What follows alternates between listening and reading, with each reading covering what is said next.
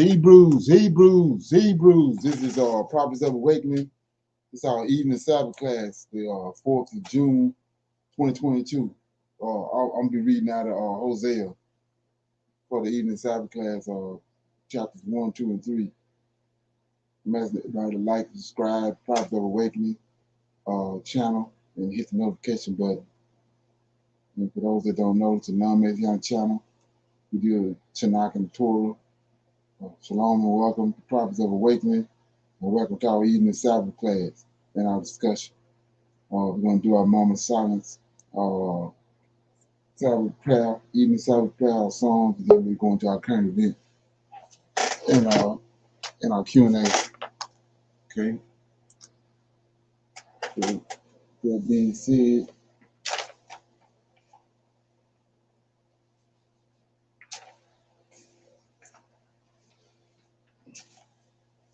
O Lord, righteousness and uprightness belongeth unto thee. Therefore we come before thee at this hour, seeking thy face and looking for uprightness and righteousness, that we may walk before thee as thy servants David, Solomon, Hezekiah did, that we may walk before thee in truth and in righteousness and in rightness of heart. Give unto us, O Lord, an understanding heart, that we may discern between good and bad. For we desire to walk after thee, O Lord, keep your commandments and your testimony and your statutes with all our heart and soul, and to perform the words of this covenant that was written down by your prophets. O Lord, allow thy face to shine upon thy people. Hear our plea, hear and do, O Lord. Hide not thy face from us any longer, for we need you so very much at this hour. Peace be unto you. Okay. Read the Psalms. Okay. We'll read Psalm 99. It's God has been faithful. The Lord reigneth, let the people tremble. He sitteth between the cherub, let the earth be moved. The Lord is great in Zion, and he is high above all people. Let them praise thy great and terrible name, for it is holy. The king's strength also loveth judgment. Thou doest establish in equity. Thou executest judgment and righteousness in Jacob. Exalt ye the Lord our God, and worship at his footstool, for he is holy. Moses and Aaron among his priests, and Samuel among them, they call upon his name. They call upon the Lord, and he answered them. He spake unto them in a cloudy pillar. They kept his testimony and the ordinances that he gave them. Thou answered them, O Lord our God. Thou was a God that forgave them. Though they took vengeance on their inventions. Exalt the Lord our God and worship at his holy hill, for the Lord our God is holy. Okay, those Psalms 99. So God has been faithful. Anybody got any comments on that? Okay. So with that being said, we got some current events right here. We're gonna go into that. Okay. Give me a minute. Okay.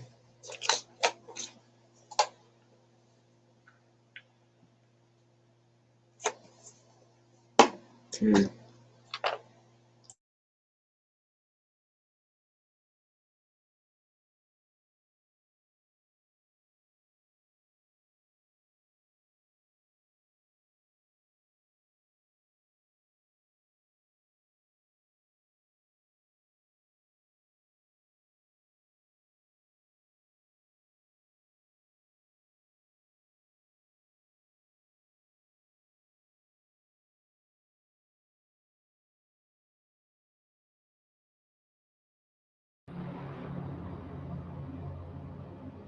The economy of the United States is in an absolute mess right now. And in today's video, we're going to expose several stats, signs, facts, warnings, and forecasts that prove so.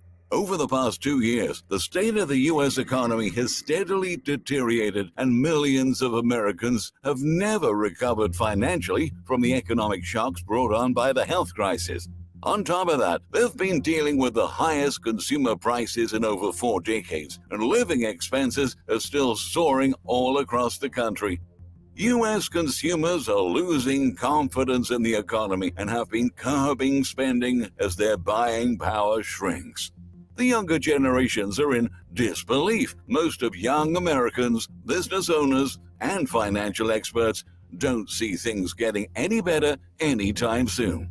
That's why today we've gathered some important indicators that show things are getting off the rails in America once again. But before checking this list, please support us by leaving a thumbs up and subscribing to our channel so you don't miss our upcoming lists. Without further ado, here are 15 very surprising facts about the messed up state of the U.S. economy. 1. The first quarter of 2022 is a major indicator of the challenges ahead. In the first 3 months of the year, the U.S. economy has shrunk, marking the first significant contraction since 2019. GDP, the sum of all goods and services produced in the country, has been dragged down by a sharp drop in exports, slower restocking of goods in stores and warehouses, and a huge increase in the trade deficit.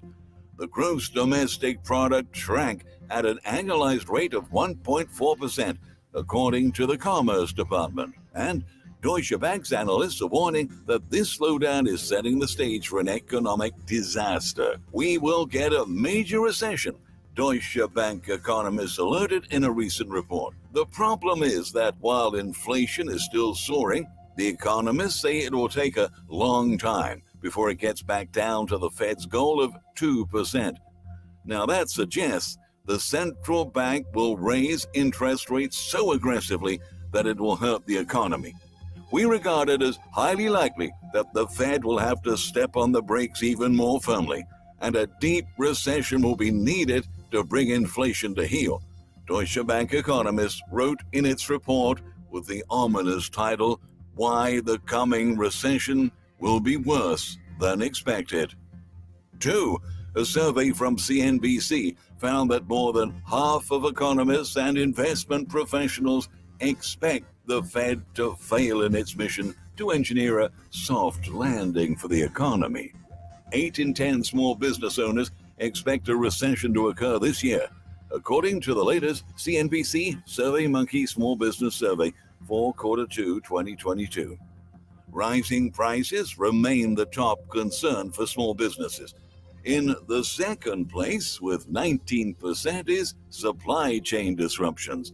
13% are still concerned about the health crisis, and 13% are worried about labor shortages.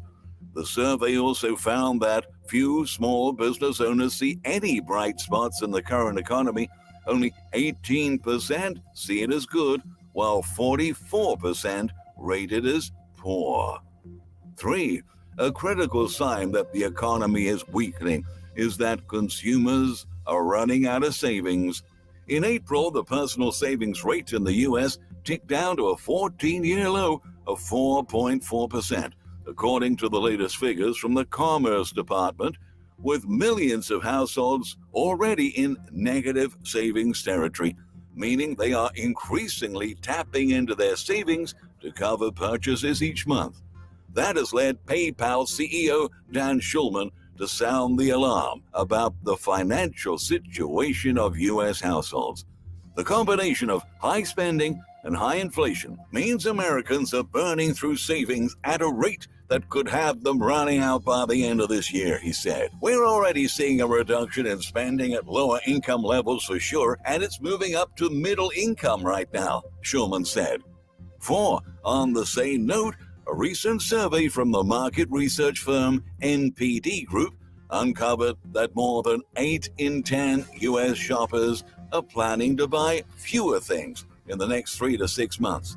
The study also revealed that consumers bought 6% fewer items in the first 3 months of 2022 than they did during the same period in 2021. The slowdown in consumer spending is already dragging on earnings from big box brands and could have ripple effects throughout the economy. That said, It's understandable why almost half, or about 47% of Americans, believe that cost of living is the biggest threat to their financial security. According to TD Ameritrade's Financial Disruption Survey, almost just as many, about 44%, also fear the rising cost of health care. 10. Squeezed by higher prices for everyday essentials, American households are taking on record amounts of debt to help make ends meet. In the first quarter of 2022, consumer debt rose to a shocking record of $15.84 trillion. 11. Mortgages account for 71% of all household debt, a number that has consistently climbed. Households have originated $8.4 trillion in new mortgage debt since the health crisis began, a move that has coincided with a massive rise in prices. In fact, the median home price has skyrocketed 30% over the past 2 years to $428,700. 12. Moreover, in the first few months of 2022, the share of Americans living paycheck to paycheck has also ticked back up. In April 2021, 52% of Americans were living paycheck to paycheck. Now, about 64.4% of Americans, or 166 million adults, report they are living paycheck to paycheck, according to research by Lending Club. 13.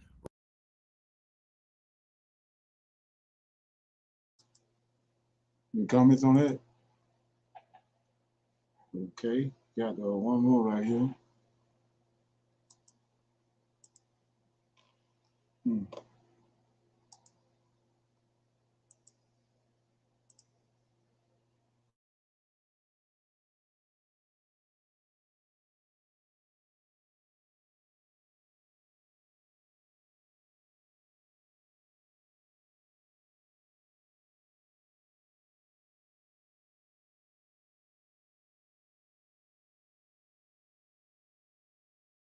Hello fam, welcome back to the African Diaspora News channel. I am Angel Zalalem bringing you this report. Today we're talking about the Russian foreign minister calling out the double standards. And the way he did it was so interesting to the point where it went viral and people started reacting to it. Let me show you this clip, we'll come back and discuss. If you cannot sleep because of Russia-Ukrainian conflict, there are some advices to calm you down. First, imagine that this is happening in Africa. Imagine this is happening in the Middle East. Imagine Ukraine is Palestine. Imagine Russia is the United States. As you saw, the foreign minister made a good point. He said, if you're really stressed about the Russia-Ukraine situation and you can't even sleep, my advice to you is imagine this is happening to Africa. Imagine this is US doing it to Iraq. And he didn't lie. That's the actual truth. When bad things are happening to Africans, no one cares. When a black man is getting killed in the US, no one cares. When US goes out of its way to go and attack a sovereign country, no one cares. Everybody sleeps well at night thinking the world is a safe place. But when this is happening to Ukraine, to blonde-haired, blue-eyed people that looks like them, oh, everybody should care. Everybody should get up and start talking about it and start hating on Russia. And that's what's happening. If you go to any mainstream media, they'll tell you, you should be caring more about Ukraine. So that is why a lot of people felt like he told the truth, and that's why he went viral. Anyways, fam, let us know down below what your thoughts are about what the Russian foreign minister said. Any comment on that?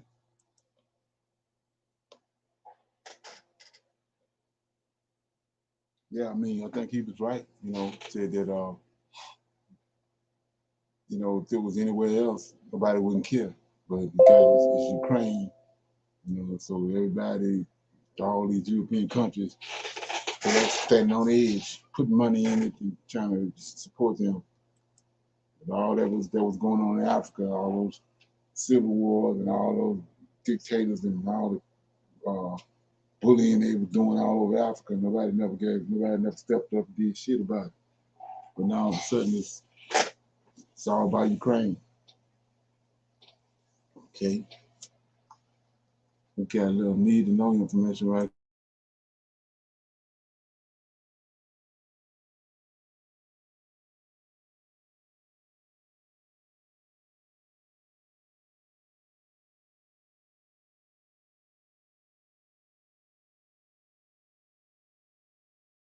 Reeling, and while some arrests have been made, giving families some closure, others are left in the dark. Well, that is the case for the family of Brian, Bradley, and Brandon Veal. An unbelievable story we told you about in Eyewitness News 1 year ago. 3 brothers murdered within 7 days of each other. Now, from the time of their murders in February of last year until today, the Metropolitan Crime Commission recorded nearly 300 more homicides, leaving the Veal brothers' father to wonder if he'll ever get justice in his son's brutal murders. Here's my special report, In the Dark, a family search for answers. Small yet priceless moments. We really got a baby now, man. We got a baby. 3 generations together. This your big daddy. You're gonna know who this is, man, regardless. You're gonna know who this is. You have to. I see you, boy. This is who you're gonna rely on if something ever happened to me, man. Oh, wow. To you right now, Lord. We ask that you be with us in this service, Lord, that you would strengthen this family, Lord, my family, that you'll hold us up, Lord. It was just such a senseless ambush. They loved their family, and their family loved them dearly. I've saw reports of people losing multiple children in their lives, but 3 in 1 week, you know, man, it's insane. They were each other's best friends. We would not give up. We would not stop. All these murders, it's every night. A barrage of bullets. There's been a lot of violence in the city of New Orleans. The kids are supposed to bury the parents. You're not supposed to bury your kids. It could be any family standing here together in our position. My whole life has changed. Okay, I got one. What do you call a deer with no eyes? I don't know what you call a deer with no eyes. I have no idea. Silly kids. They were very silly. Yeah. They were very, a bunch of comedians. Yeah, they were just silly kids. More than 1 year after losing Brandon, Brian, and Bradley Veal in 1 week, their family is still in the dark, both literally and figuratively. We're sitting here and we have you all in silhouettes because are you still living in some sort of fear? Or are you still kind of feeling like that you're in danger because this case hasn't been solved? Definitely. To know that whoever the perpetrators are still walking around doing whatever, and we have no idea who they could be or who they are. And while you haven't seen their faces, they've made sure their thoughts and voices are heard and seen. One of those voices is that of the boy's father, whose name we won't share. Every day is just a painful moment. So anybody experiencing, death like that and then it being unsolved is a super unfairness. I was with my brother and we were out of town hanging out. We parted ways and my brother was driving home and I got a call. And he was very upset and he began to tell me what had just transpired with Brian. Brian Veal was shot and killed February 13th at Loyola and Washington in Central City. I actually got a call from my son because his brothers was on scene. Brian Veal, the middle child, was murdered on the corner of Washington and Loyola on February 13th of 2021. As their family says they always are, the brothers were together. Brandon wasn't hurt, but Bradley, the youngest brother, was hit twice. He called me from jail. They detained him? Yeah. Yeah, both of them. Yeah, they said that was the only way that they could contain them and get control of the scene. It should be a normal thing to have hysterical brothers seeing their brother get murdered on the street. We asked New Orleans police why their brothers, one who was suffering from 2 gunshot wounds, were allegedly detained. We did receive a response in time for this report, but we did request the incident report. And on it, no mention of the brothers being detained or why. So you're learning that your son, nephew was murdered. Right. And your other two sons are in jail. So those are two things that hit you at one time. Right. They were walking down the street and they told me that the guys just picked on them. They noticed a car following them and they finally pulled up on them and then they started shooting out of the car. That's what he told me. And when I talked with the detectives, that's the same thing. They said they had surveillance of the car pulling up and just shooting at them. The surveillance video is likely from a camera close to the corner of Washington and Loyola, where an NOPD crime camera is placed. Was that surveillance ever revealed? Not to me. I haven't seen nothing. And here at Blue Bunny, we employ the world's best bunnies to create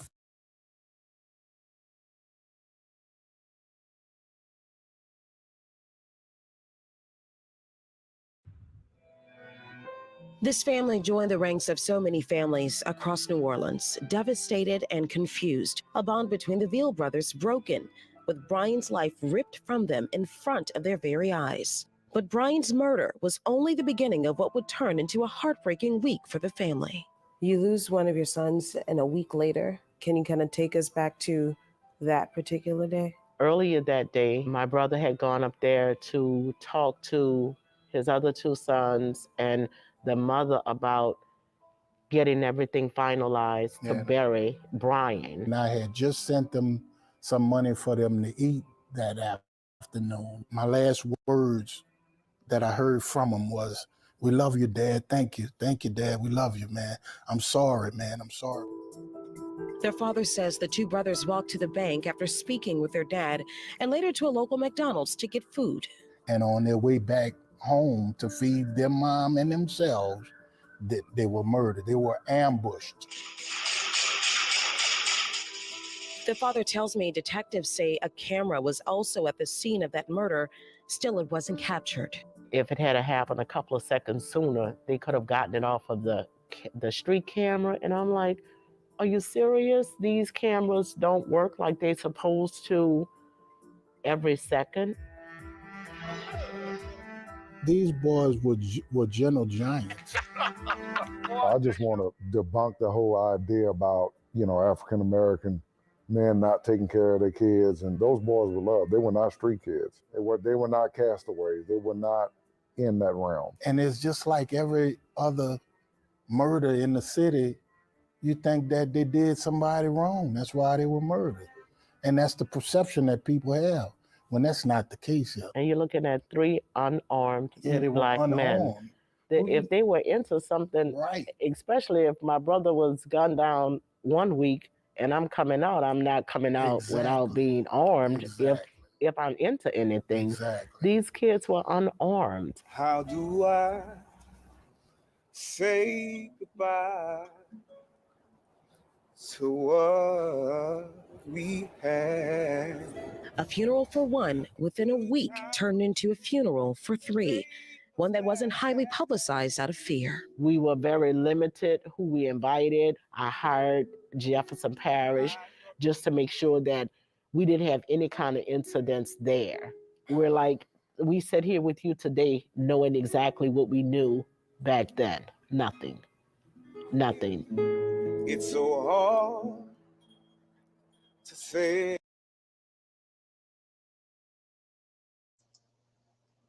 Okay. Any comments? What do you think about that? Very, very strange. Oh, yeah.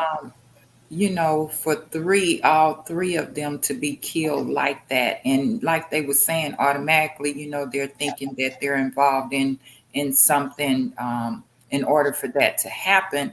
But if it was the blonde head, blue eyes, it'll be a total investigation. You know what I'm saying? It'd have been got to the bottom of it. Right. Cameras would have captured. Exactly. Mm-hmm. That's really strange. Oh yeah. Like that song? Yeah. I didn't know nothing about it. It happened right there in New Orleans. I had never heard anything about it.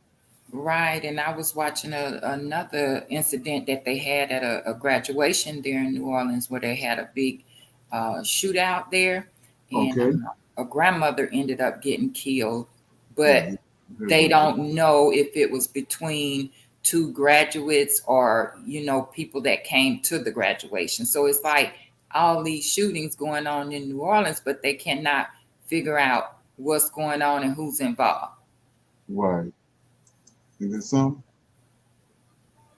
Okay. Yeah, so with that being said, I'm opening it up for some Q&A. Anybody got any questions or comments about this morning, last night, or anything they came across they want some answers to, or they want to expound on or talk about? Something they heard on Clubhouse? Okay.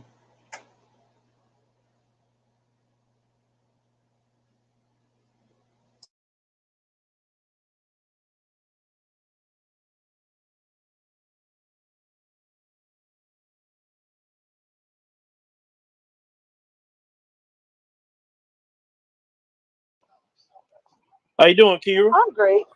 I just wanted to say, when it comes to Biden, I think he is a terrible president overall. You know, he's forced a lot of people to go back to work and endangered them with COVID, and now he's declaring it as almost as if it's over, and people are still dying from this illness. I just, in my opinion, uh, when it comes to the crisis, I think Trump handled it better, and that's sad to say because he was a terrible president in my opinion. I didn't think that it could get any worse, and then we got Biden coming through, and he was actually worse. He doesn't keep his campaign promises, and anything that he has absolutely said in light of black people has been a lie. There's been no criminal justice reform. All we get from the Democrats is thoughts and prayers, and I'm just sick of that. I'm sick of that there never being any money put into the black community. And if we put Trump and Biden against each other, in my opinion, black people got more out of Donald Trump. And that's just me being honest about, what was taking place between the two different presidencies.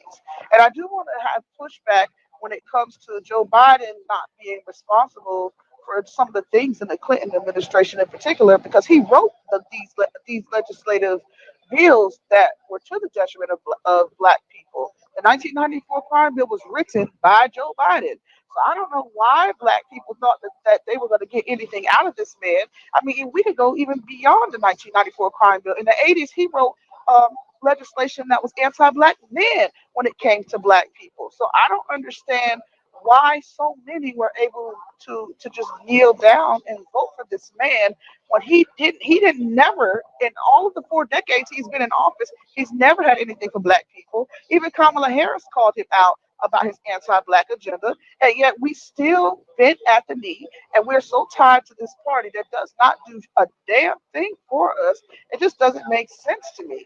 I am not someone that is going to vote for a racist, a rapist, none of that. So I chose not to vote. I left the top blank. And I do not regret my decision based on what the hell has been happening these last 2 years. And I don't think anything positive is going to happen in the next two, because we all know presidents have to get what they're going to get done in the first 100 days when they have the strength of the Congress behind them. And if they don't do it in the first 100 days, it's not going to get done. So, in my opinion, this is a lost cause. We need to regroup. We need to organize around a candidate that's going to do something for us, as opposed to continuing to go down and make excuses for this man when he ain't got shit for us. I mean, even today he was talking about how he's not going to do anything when it comes to gun legislation. He's not going to do anything when it comes to student loans. I mean, I just don't see the point in wasting our time with this man anymore. We need to be organizing and trying to figure out what we're going to support beyond this, because this was a waste of our fucking time and energy. And I feel bad because I know a lot of black women like me were the ones that were supporting him. But we got to break the ties with this. I don't know what to call this relationship black people have with the Democrats at this point, because it's not a win-win situation. We're not getting anything from them at all. But thank you for letting me speak. Yeah, thank you, sister. Shoot, you said a mouthful. Appreciate you. Boy, Sister Kira, she brought the heat. That's why I couldn't say nothing. Well, you know, black people are what you would call like an abusive relationship with the Democrats, like a domestic abuse. You know, beating our behind and then bringing us flowers saying they sorry. You know what I'm saying? And that's just really what it is with the Democrats. They don't do nothing good for us. They abuse us. They verbally abuse us. They physically abuse us. And then we say we're ready to leave. Here they come with flowers and some candy and some jewelry and like, I'm gonna do better. I'm gonna go to counseling. I'm gonna do this. And then they'll stop for a little bit and then they're right back to kicking your butt again, right? Being abusive. So it's up to black people to not allow ourselves to be treated that way. That's all. That's all. Okay. Let's think about that.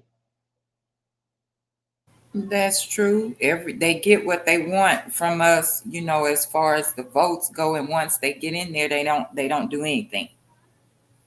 Right. So he was right on that. I mean, we you know, I don't vote, but you know, we vote for them, you know, the blacks, and then once they get in office, they don't do anything for us. Right. And And that's how many sad to times they gotta say. do? Yeah. How many times they gotta do that? Right, for us to get the Obama. picture. Yeah, Obama was the same thing. Then he, you know, that was a total letdown. Then you come back around when Joe Biden and the same thing. Right. And still talking. That's what I'm saying about the New Testament and JC. It's the same thing. It's crazy, man. Right, when we gonna learn? Yeah. When you gonna wake up and smell the coffee? Right. And You know? just like you said this morning, it's the same person. I don't care what you do to him. You can Right. make him black as Blackberry. It's still, you know, JC. Right. It's a conception. Right. How it was conceived. Yeah. Right. Ain't that something? Yeah. It's like I said, we did with Cain and Esau, the same thing too. I mean, you know, you can simple. He's sitting there, he telling you, giving you all the evidence. It's just like a crime scene. You got a boy there that's look like the daddy, and the other boy got red hat and Harry on he don't nothing on him look like the daddy. They tell you that tell you one thing, he ain't on the daddy. And Cain, why is he so wicked? Why are you so wicked? He the first one out of the first man to be born on the planet Earth. They come from Adam. Why are you so wicked? I mean, you know, what's the deal with that? You know, it ain't hard to figure out. And then you go back and read the story, you know, all the evidence right there. It's crazy. All right. So yeah, you just you know, just it's time out for all that. You know? There ain't gotta be no arguments and none of that, just you know, get them on me, you know, they come and get a latte and a donut and let them go on back out the door, go on down the road, because ain't no time for no conversation, because it ain't working. Yeah, so I'm gonna read Hosea's chapter 1, 2, and 3. And then we'll talk about it as we go. So I'm in the book of Hosea. Chapter 1 says, the word of the Lord that came unto Hosea, the son of Bori, in the days of Uzi, Jotham, Ahaz, Hezekiah, king of Judah, in the days of Jeroboam, the son of Joash, king of Israel. So, like I was saying before, when you realize that this book right here is a history book, as well as it's dealing with our Creator. I mean, it's supernatural things going on in it too, but it's history. So, if you're trying to get to the bottom of anything, you have to combine what you have right here with history. And to come to a conclusion.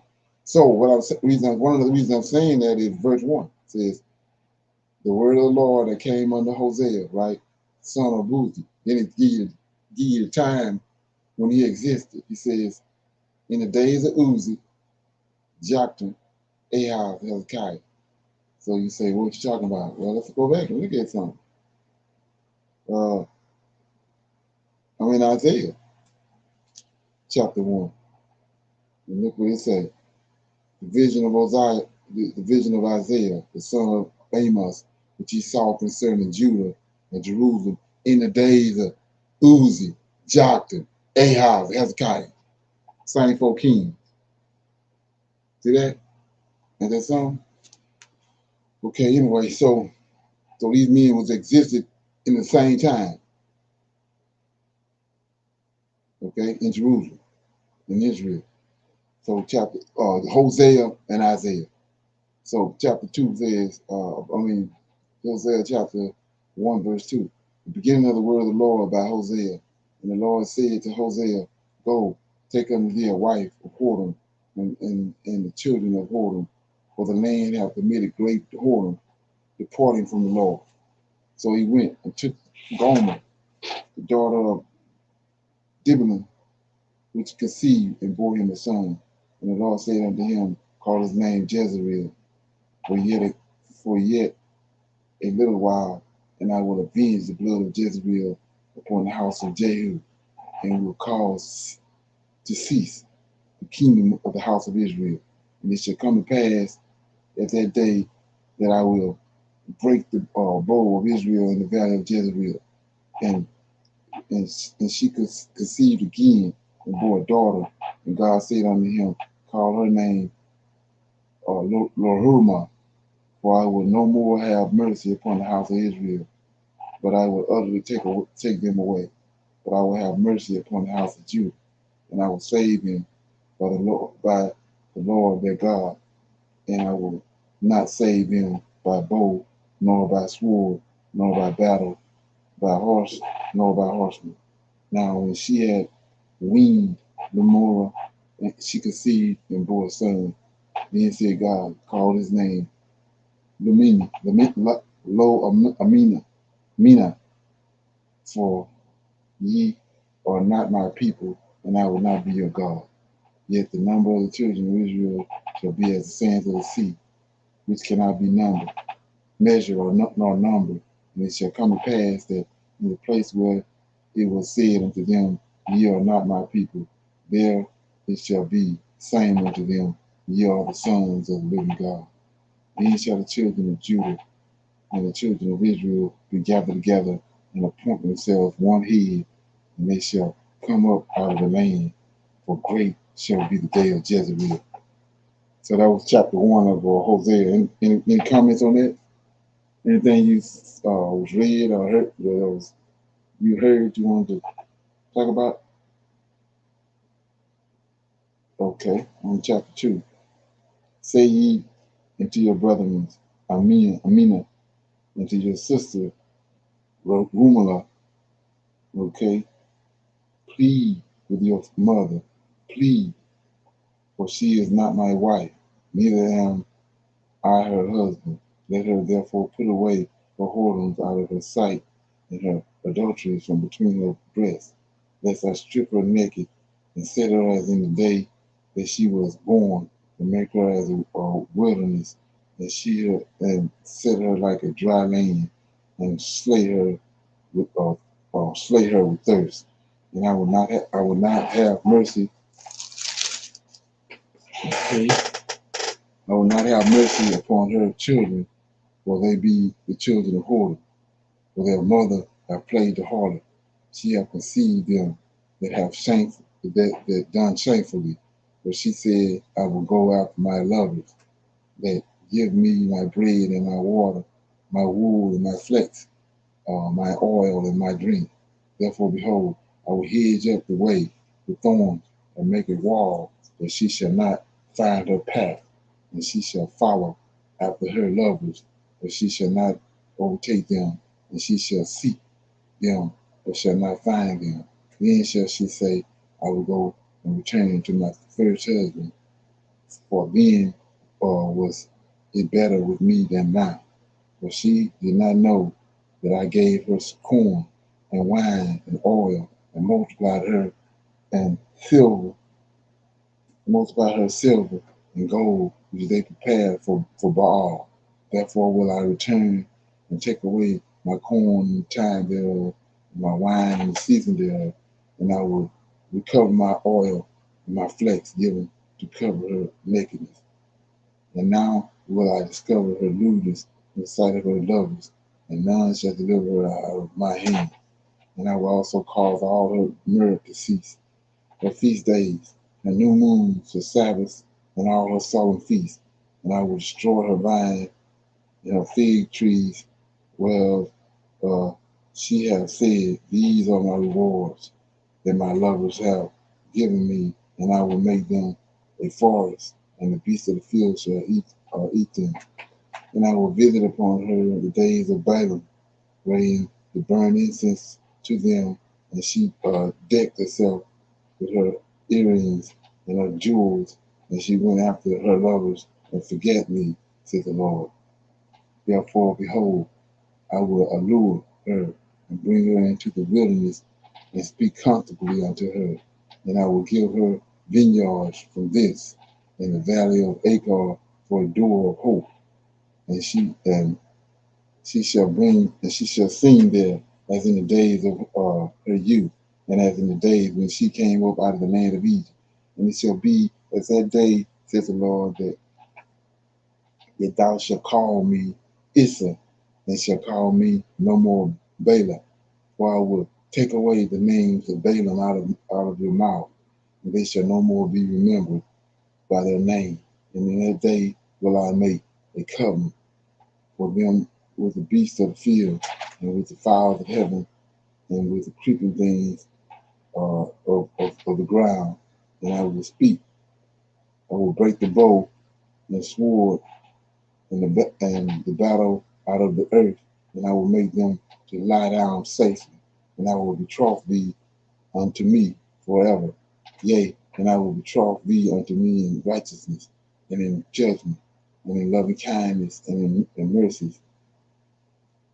I will even betroth thee unto me in faithfulness, and thou shalt know the Lord.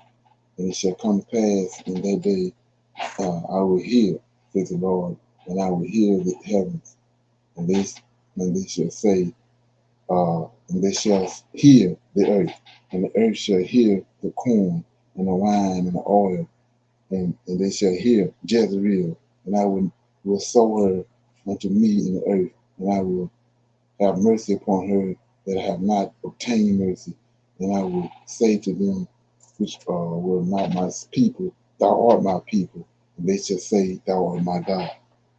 Okay, that was chapter 2 of Hosea.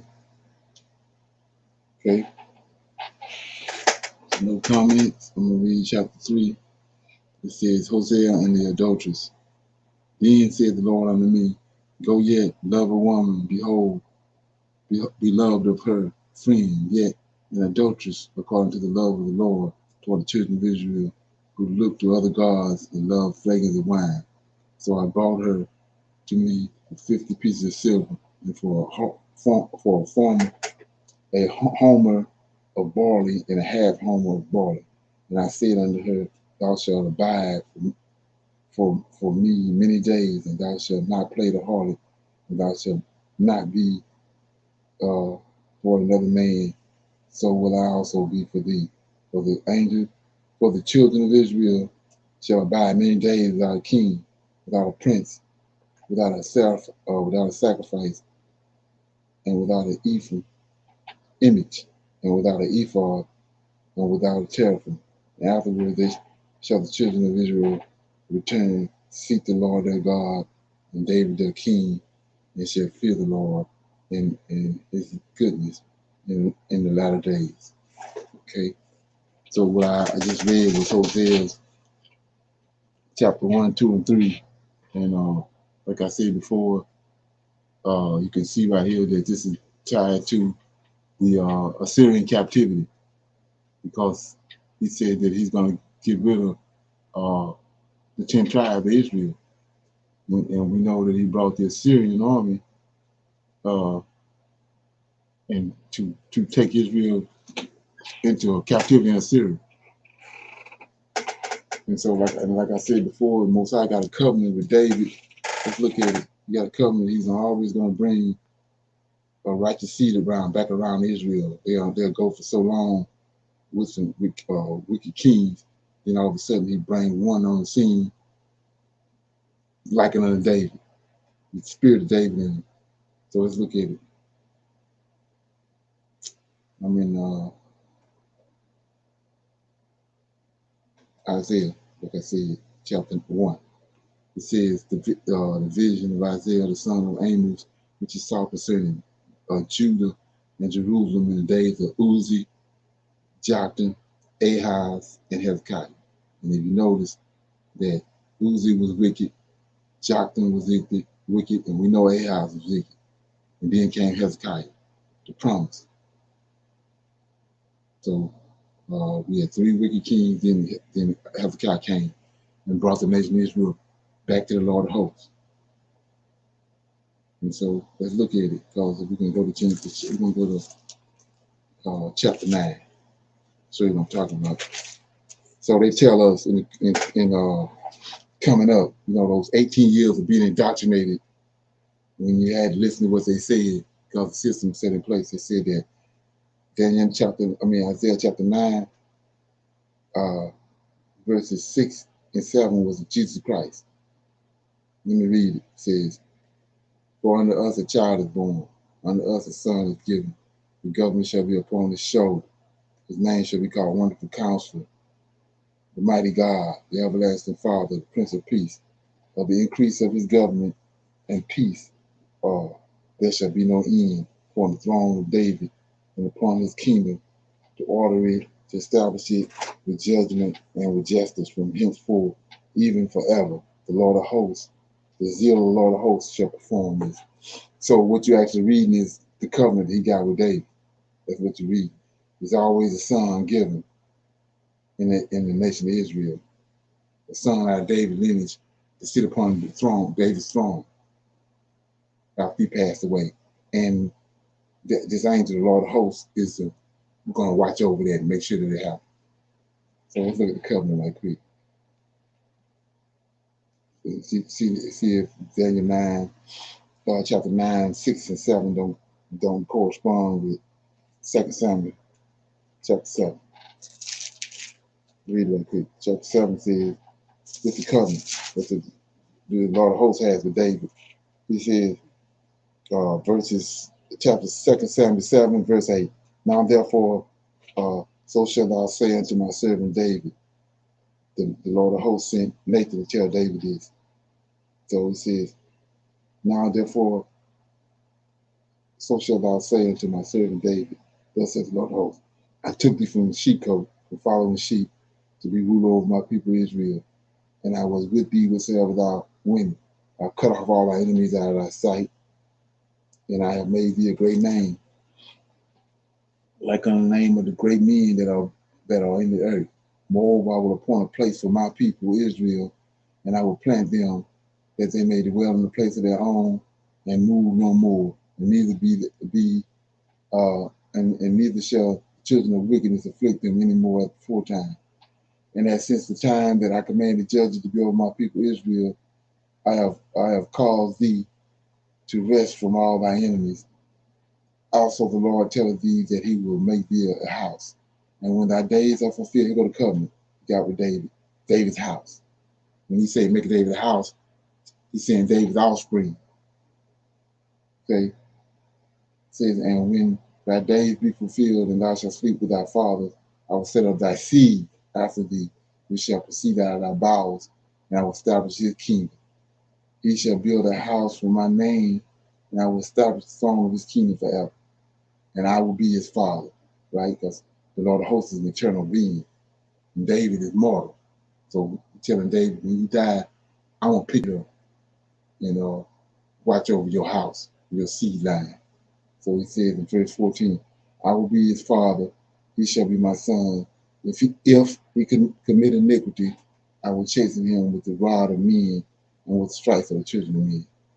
And so, like I said before, we go to Isaiah chapter 1 and verse 1, you're going to see Uzi, Jotham, Ahaz, and Hezekiah in that order. All three of those first 3 kings was wicked. Then Hezekiah came.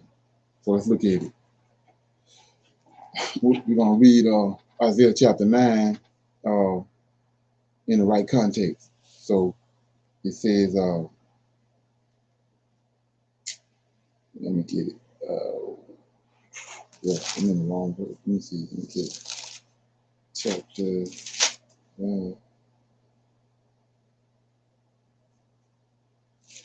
Okay. Is okay.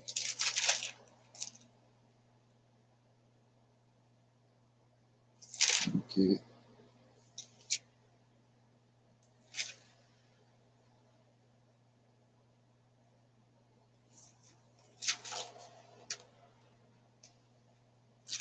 Okay, chapter 9 says, chapter 9 says, the birth of the Prince of Peace. So we're going to read it in proper context.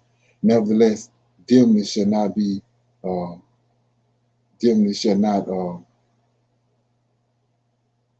dimness shall not be such as was in her vexation. And when at first he lightly afflicted the land of Zebulun and the land of Naphtali, and afterward did more grievous afflict her by the way of the sea beyond Jordan, in the Galilee of the nations. The people that walked in darkness have seen a great light. They that dwell in the land of shadow of death, upon them hath a great light shine.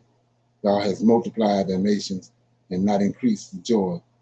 They joy before thee according to the joy of the harvest, and as men rejoice when divide the spoils. So when it says, it tells you right here that the people that walk in darkness have seen a great light, that dwell in the land of shadow of death, upon them have the light shine. So when you go back and you look at it, you see that right here in verse 8, we deal with Hezekiah, right? Hezekiah, we know Hezekiah wicked as hell. Chapter 7 says, verse 4, and say unto him, take a heed and be quiet. No, go back up to verse 2, chapter 7. It says, and it was told the house of David. So when you see that, that's Hezekiah. It says, and it was told, verse 2, chapter 7, and it was told the house of David, saying Syria Syria is confederate with Ephraim, and his heart was moved, and the heart of his people, and the trees of the woods are moved with the wind. Then said the Lord unto Isaiah, go forth now and meet Ahaz. See that? Ahaz, that's out of the house of David. And like I showed you, you got 3 kings, all of them did wicked in the land of Israel. Uzi, Jotham, and Ahaz. So right here, Ahaz is reigning right here in chapter 8. In chapter 9, Ahaz passed away. Ahaz died. And then we pick it up in verse chapter 9. Ahaz just died, right? Nevertheless, the dimness shall not be such as was in her vexation, when they first when he lightly afflicted the land of Zebulun and the land of Naphtali, and afterwards did more grievously afflict her by the way of the sea, beyond Jordan, in the Galilee of the nations. The people that walked in darkness, they've been dealing with 3 wicked kings, right? Have seen a great light. That's Hezekiah. They that dwell in the land of the shadow of death, upon them have the great light. Hezekiah come on scene. 3, thou hast multiplied the nations and not increased the joy. They joy before thee according to the joy of the harvest. And men rejoice when they divide the spoils. For thou hast broken the yoke of his burden, and the staff of his shoulder, and the rod of his oppressor, as in the day of Midian. For every battle of a warrior is with confused noise, and garments rolled in blood. But this shall be the burning and the fuel of fire. For unto us, this Hezekiah, for unto us a child is born, unto us a son is given. The government shall be upon his shoulder, and his name shall be called Wonderful Counselor, the Mighty God, the Everlasting Father, the Prince of Peace. Of the increase of his government, peace there shall be no end, upon the throne of David, and upon his kingdom to order it, to establish it with judgment and with justice from henceforth, even and forever. And then the last sentence tell you, the zeal of the Lord of hosts will perform. So his 3 wicked kings came, and the Lord of hosts had enough. Then he brought Hezekiah, the righteous seed, just like he had promised David.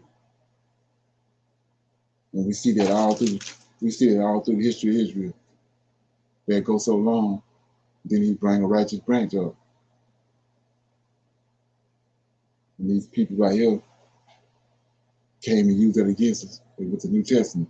They got you thinking that this prince of the birth of the Prince of Peace in Daniel, Isaiah 9 is JC, but it ain't JC. It's Hezekiah. Okay? So, with that being said, I was going to see if anybody had any comments or questions about what was read or what they heard. Okay. Everybody good? Yes, sir. Okay. You have no questions about this morning? No, this morning was an awesome class. You know, I learned a lot. I know you've covered that before many of times, but it just connects dots for me every time you cover it again, like you do everything else, because you're not going to get everything at once. So you get a better understanding when you're coming into this truth and how things are, you know, put together and what we've been doing all along our whole life and what we were taught from our grandparents and our parents is just a lot. You know what I'm saying? Exactly. Just like Santa Claus was, like you said, just like Easter, you know. Right, exactly. Right. And these people they've been doing this so long, they ain't got comfortable with just telling you a bald-faced lie. Right. And then you, because we've been programmed, you run off and believe it, don't do no research. It don't sound right to you, but you don't go and do no research, nothing. Exactly. Right. You So, just and people thinking you crazy when you talk about that. right, exactly. But you know, it's time out for that. Like I said. So like I was saying, I hope that the Sabbath class this morning help somebody and you know, help wake somebody up. At least shake them up enough to go do their research. Okay. So with that being said, I'm